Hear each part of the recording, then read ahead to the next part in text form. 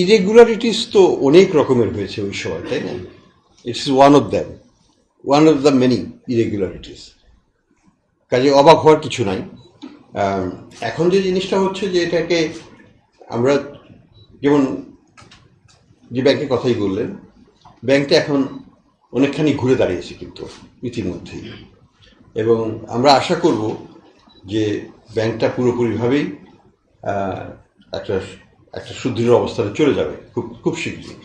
অনেক মানে এখন কিন্তু তাদের কোনো লিকুইডিটি সাপোর্ট আমরা দিইনি, বিশাল অঙ্কের টাকা তাদের লুট হয়ে গেছে। তারপরেও আমি must give credit to the new management, তারা খুবই ভালো করেছে, এবং ডিপোজিটরদের আস্থা ফেরত আছে।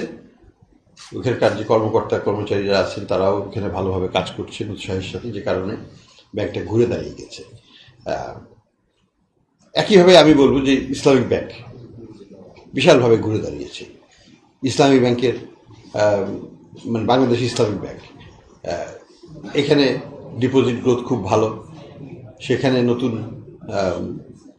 যে বোর্ড দেওয়া হয়েছে তারা ভালো কাজ করছেন, এবং আমরা রেমিটেন্সের প্রবাহ তাদের আবার বাড়া শুরু হয়ে গেছে। যেটা কমার দিকে ছিল, 1 নম্বরে ছিল, সেটা 1 নম্বর তারা ধরে রাখতে পারেনি। এখন আবার আস্তে আস্তে তারা ভালোর দিকে যাচ্ছে। তাদের ডিপোজিট গ্রোথ সবচেয়ে ভালো এখন, এবং এই ধারাবাহিকতাটা বজায় রাখতে পারলে, কাস্টমারের কনফিডেন্সটা যদি থাকে তাদের উপর, যেটা আছে এবং যেটা থাকবে বলে আমরা আশা করি, ইসলামী ব্যাংক দাঁড়িয়ে গেছে। এখানে নিয়ে কোনো চিন্তার কিছু নাই। আমি আপনাদের মাধ্যমে আবারও বলতে চাই যে কতিপয় ব্যাংক খুব ভালোভাবেই টার্ন অ্যারাউন্ড করে গেছে, এবং তারা দুস্থ অবস্থায় লুটপাট হয়েছে, সেখানে প্রচুর 2টো ব্যাংকেই লুটপাট হয়েছে, কিন্তু they are quite strong in their foundation, এবং ক্লায়েন্ট বেজে তারা খুবই শক্তিশালী। ফলে তাদের কোনো অসুবিধা ভবিষ্যতে আমি দেখছি না।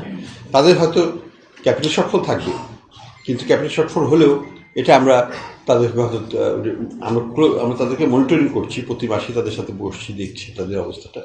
এটা আমি মনে করি যে হয়তো 2-3-4 বছরের মধ্যেই তারা 12-13% পজিটিভ ক্যাপিটাল চলে যাবে, নেগেটিভ থাকবে না। তো আশাবাদী এগুলো সলভ হয়ে যাবে, সময়ের সাথে হবে।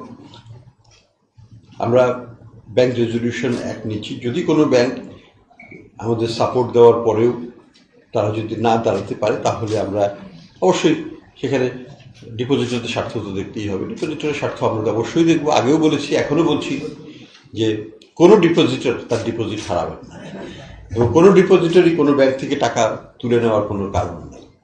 আপনারা থাকুন যেখানে আছেন সেখানেই, আপনাদের দেখার দায়িত্ব সরকারের, এবং আমরা দেখব।